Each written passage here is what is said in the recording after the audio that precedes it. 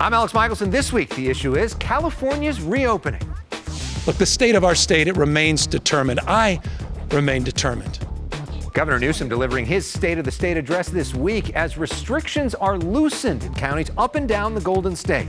With us, Dee Dee Myers, one of the governor's top advisors and director of California's Office of Business and Economic Development. Then, by the way, for those who don't know, smoking the Roy Blunt means retire. That's a new Midas Touch term.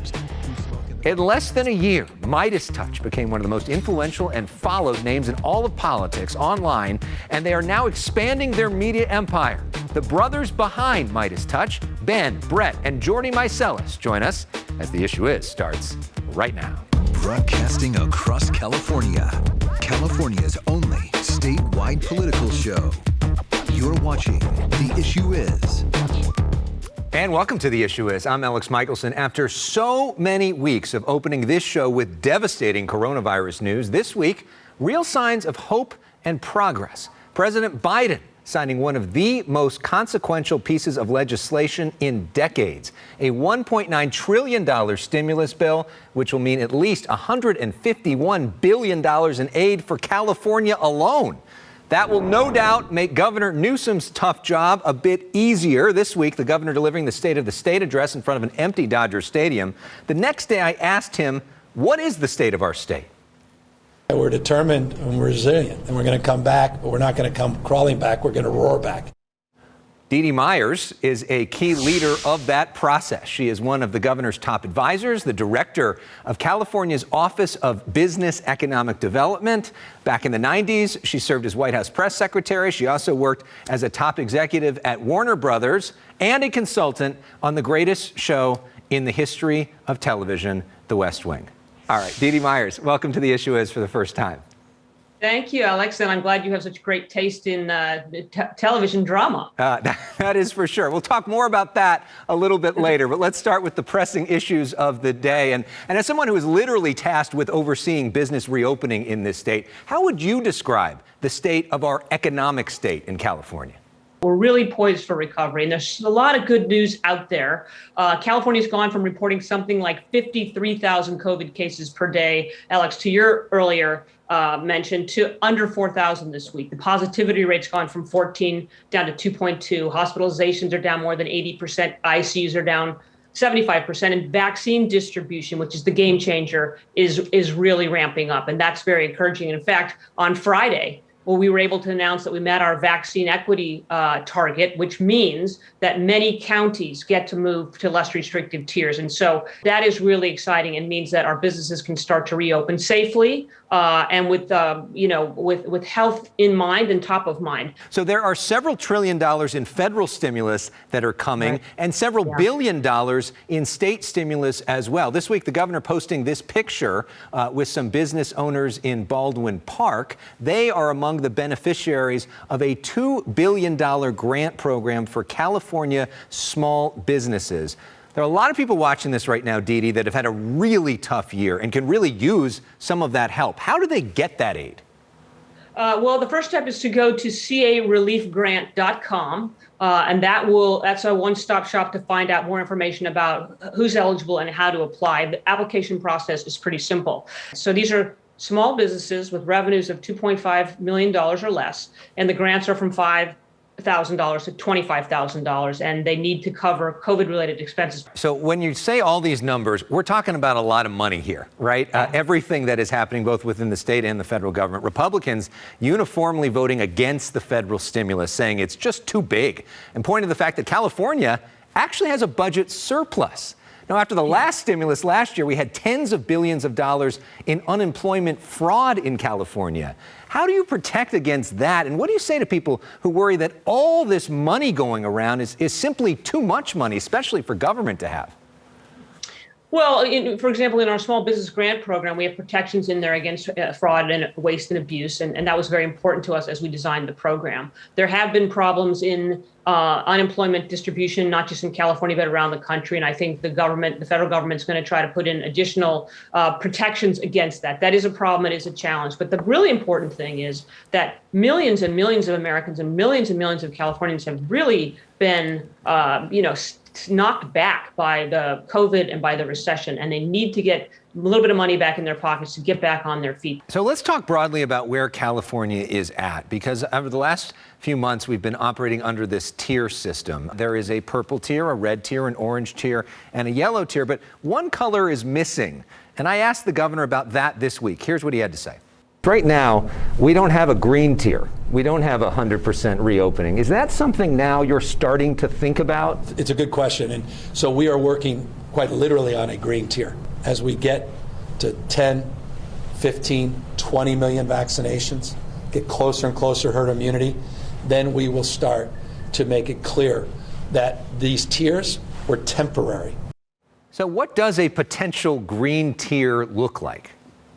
Yeah, that's what we're working on. What does that look like? You know, the president of the United States has said that, you know, first it was that he expected, the federal government expected everyone who wanted a vaccine, every adult who wanted a vaccine could get one by the end of May. Now they're looking at doing it closer to the beginning of May. So when everyone has access to a vaccine, then you have to start to relax those tiers even more. I mean, this is a, planned obsolescence. We want this tier system to go away. But in the meantime, there are some flashing caution signs out there with these variants, and we want to make sure that we open carefully, that we open safely, and that we never have to go backwards. By the end of this month, we'll have additional guidance for sectors that haven't been covered yet. For example, events like, can you safely have a wedding? How can you do that? How many people can come? So we'll provide additional guidance on those events. I know people are really eager to know that. It won't happen right away, but there will be a path forward for people to begin, again, to get back to some semblance of normal life, to be able to plan.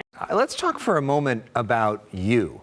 A lot of folks first got to know you in the 1990s as Bill Clinton's press secretary. Here's your last day in that job when you got a surprise visitor. I just wanted to come in here and say in front of all you how very grateful I am for everything Dee Dee has done. Who's going to replace her? No one is going to replace her. So I'm wondering, what was sort of a key lesson you learned during that experience in the 90s working in the White House that you're able to apply to this job in California? I learned we could spend hours on that one, Alex, but I think one of the things I learned from Bill Clinton is never give up. I mean, he's the most resilient person I've ever known. He believes deeply in the ability of people coming together to try to drive toward common goals and make people's lives better, and that you never give up. And I think that's the main thing that I took away. I can't have you on the show without asking at least one question about the West Wing. So you were a consultant on the show, largely credited as being one of the main inspirations for C.J. Craig, this badass White House press secretary character that they had. For people that haven't watched the show, here is C.J. talking about Saudi Arabia. 17 schoolgirls were forced to burn alive because they weren't wearing the proper clothing. Am I outraged? No, Steve. No, Chris. No, Mark. That is Saudi Arabia, our partners in peace. So how realistic is the West Wing, and how much is CJ really like you? Well, look, CJ and the actress Allison Janney, who's a marvelous actress, one of the most decorated actresses in both television and film. Such an honor to be able to work with her during those years. Look, there was a lot that was obviously fiction and drama, and Aaron Sorkin, the great creator, always said he was there to entertain and not to provide a history lesson. But there's so much history lesson in there, and I think he was always a little disingenuous about that. I think he really wanted to do both. I think, the fictional world happens with a handful of people, and as we all know, the real world has a lot more decision makers in it, and the decision-making process is a lot more complicated. But the big themes of it, how many issues confront the president and his team every day, and how quickly things move, and how complicated they are, and how many compromises you sometimes have to make, rings true. So we saw this sort of mini West Wing reunion in October when they did this special episode to try to get out the vote. Do you think there should or will be more West Wing? Aaron really, he's sort of been reluctant to do that, but he sort of never said never at the same time. There's an ongoing story to be told. I think the world would love it if Aaron decided to pick up the pen again on this topic, because the world has changed so much. So based off of what you just said, it sounds like you would be open to the idea of a West Wing coming back. I would. Sure, I'm available. I'll introduce my role as a consultant to, as you described it, the greatest TV show of all time. No, it was really a fun chapter in my life, and I'm really proud to be associated with the show, and really gratified that so many young people over the years have told me that it inspired them to public service and interest in politics. And so if there's more of that, I'm all in. We like to play music on this show, so this week our song is inspired by you. It is from the West Wing voting special on HBO Max, where they did their own version of the West Wing theme song. I hope it makes you smile like it does for me. We'll be right back with more. Here it is.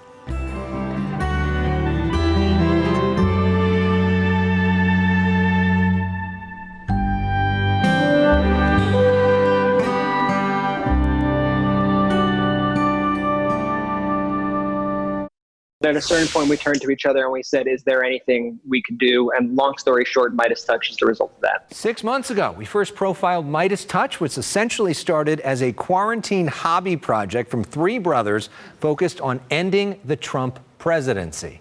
Well, in the months since, the brothers' influence has continued to grow exponentially.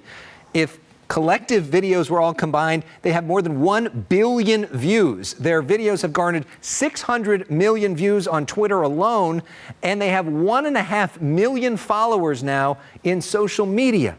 Their podcast, Meidas Touch, is one of the top 10 news and politics podcasts on all of iTunes, and they recently launched the Midas Media Network. Here are the brothers. They each bring different experiences to the table. Ben Meiselas is an attorney. He's a partner at Garagos & Garagos. Among his past clients, Colin Kaepernick. Brett is an Emmy award-winning editor who has worked on high-profile projects, including The Ellen DeGeneres Show. And Jordy is a marketing supervisor. His fans appreciate the fact that he's developed into an Instagram model of sorts for Meidas Touch merchandise. So that is another skill set that he's bringing to the table. Gentlemen, welcome back to The Issue Is. Thanks for having us. To be here. Yeah. All right, Ben, let's start with you. There are a lot of people who talk about politics online. What do you think has been the key to becoming so viral, so often, in such a relatively short period of time? I think we're relentless with the content. We trust our instincts, and we speak from the heart. I think sometimes you see politicians being very disingenuous, politicians using double speak. We try to keep it simple, stupid. We try to deliver messages that people understand, and we try to speak for the people, not for millionaires, not for billionaires, for the workers out there. And Jordy, after President Trump lost, you really targeted those Georgia runoff races. Explain your strategy there and how you might use that same strategy in other states going forward. From TV, from out of home, to canvassing efforts, to just digital billboard trucks, anything and everything, you name it, we were doing it. And Brett, you all also decided to troll CPAC a bit. This is the conference in Florida where conservatives recently gathered. And on your podcast, when you were interviewing California Congressman Eric Swalwell, you talked about this. We actually had billboard trucks circling the venue that called it the January 6th reunion. I saw those on Twitter. That was you guys? Yeah. That's great. And then the back of them said Trump 2024 to life. And I think some of them... Now, of course, President Trump was such an animating force for you and your supporters. You already see a lot of people are starting to check out of politics news now that he's gone. How do you keep people motivated when Democrats are now in the majority and you don't have that foil to go against? Well, here's the thing, Alex. The fight is not over. The fight is just beginning. So the fact is we do have a foil because, in my opinion, we have two parties in this country. One party that is a pro-democracy party in the Democratic Party. And then we have an authoritarian party that's trying to fill the void that is Trump and Trumpism. We want to highlight the real threat of the GOP and these anti-democratic views. And we think that we could still engage people along that platform and saying, hey, it doesn't matter if you're left, right, center, whatever. Do you believe in democracy? If so, join us on our mission because this is an existential crisis for our country and we need you now. Ben, where do you think politics goes after Trump? I think it goes to, as Brett stated, it goes to fighting for democracy. We understand that sometimes politics isn't that sexy or isn't that entertaining, but it's incumbent on us to make it so. And so we're focused, for example, on a Midas University program where we've set up over 20 chapters in different universities across the country. We hope to expand that to 100 in the next few months. We have to engage with the youth. We're speaking to high school students. And so our effort is not just a 2-year plan for the midterms. It's not just a 4-year plan for the presidential. We're looking at 2030. We're looking at 2040. And we know that this fight is an existential one. Jordy, to that point, though, of how to get young people engaged, as the youngest brother, who I know has talked about bringing sexy back into politics, how do you make politics engaging for a generation that maybe engages with media, engages with information in such a different way? You know, you're really crushing me on that one. The brothers are going to make fun of me so much once we get off of here. You know what? It's all about being always on. It's an always on approach, I think, as we alluded to earlier, and showing up on every platform that you can. When we first started Midas, we made a very intentional decision to be on YouTube, to be on Instagram, to be on Facebook, to be on Twitter, but really then to also show up on TikTok and other platforms where other political action committees weren't necessarily showing up, just to show, you know, the next generation of progressive voices, hey, we're your outlet. If you want to get your voice heard, come to us, come follow us. We're here to amplify you. All right, well, the Midas Touch guys are sticking around for more. And this is the point of the show, guys, where we get to see those epic dance moves that I know you have. More of The Issue Is after the break. What do you think when you see comments by Republicans like Ted Cruz, who he tweeted a few weeks ago? He said, today's Dems are the party of the rich. It is laughable. That's Ohio Congressman Tim Ryan on the Midas Touch podcast this week. If only I could use the language that you guys are allowed to use. We're back with the brothers behind Midas Touch, Jordy, Brett, and Ben Meiselas. Brett, you all recently launched your own media network. Where do you guys see the future of media, news, politics? Where do you see all that headed? You, Alex, you do a really good job at when somebody is on your show. If they say it's sunny out and behind them it's raining, you call them out and you say, hey, I don't think so. It's raining. I see it with my own eyes. And too often the media out there gives credence to both perspectives. They say, oh, well, he says it's raining. He says it's sunny. And oftentimes there is an answer. And so I think the media needs to be loud and vocal in calling out the truth. And I think that's where Midas Media Network comes in. We just launched our first series called The Divided State of America with this incredibly talented comedian, singer named Heather Gardner. It's like a Samantha Bee style daily show once a week, every Thursdays. Ben, though, are you concerned at all about an echo chamber effect? Are you worried that people on either side are not hearing the other side? No, because, not from our perspective. Because we are speaking to issues. And when we speak, sometimes you may preach to a choir, but if your choir sings louder than the other choir, you win elections. And in past, the Democratic Party was not preaching to their choir. Trump preached to their choir. He's out there doing 10 appearances. He's going from Ohio to Florida, and he's doing all those press ops. And the Democrats sometimes take that for granted. So we're bringing this new aggressive style, unapologetically pro-democracy and pro-issues that matter. All right, we've got one more segment with the brothers. This is where we're going to have some fun.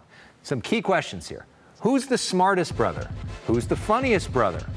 More questions like that. We've got a special game when we come back. You don't want to miss it. Stay with us. More of The Issue Is after this.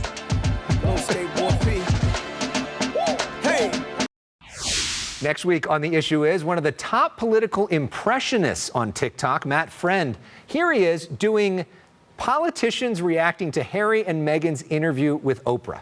What you have to realize is, to Harry and Meghan, I understand completely what it's like to feel trapped in your tiny little shell, scoobity-boop-boop, scoobity-doo, like Ted Cruz in Cancun. You know what, Mr. McConnell? You have to know that going to Cancun was my decision. I did feel trapped. Matt Friend with us next week on The Issue Is. We wrap up this week with other viral stars, the Meiselas Brothers, the guys behind Midas Touch. I want to play one moment from one of the podcasts you did. This is with President Trump's niece, Mary Trump, where you all had a bet on who she said would be the dumbest member of the family. Here's that moment. If you had to pinpoint it, which of his kids is the dumbest? I'm totally convinced it's Donnie. Junior? Yep. There you go. Wow. I know. So I won that bet. I think Jordy wins the bet. I definitely won that, Mary. Jordy got that one right. So, inspired by your own questioning and your own game, we're going to do our own game here. I want you all to try to answer honestly a few questions about the three of you as we all get to know you better. So, who is the smartest brother? Just going to go Ben, because he's got the law degree. Okay, Ben wins for the smartest brother. Who is the funniest brother? Ben. I'm gonna go Jordy on this one. Okay. Really? Who is the most athletic brother? Oh, absolutely Jordy. It's definitely me, hands down. They can't do anything. Who is the best cook? Me for sure. Brett. For sure. Brett. Not even close. And what's your specialty, Brett? A penne alla vodka. Food snob. and finally, perhaps most important, who is the best looking brother? Jordan. I mean, we're not about to start a Twitter war here. It's clearly everybody goes to Jordy. He's the Twitter.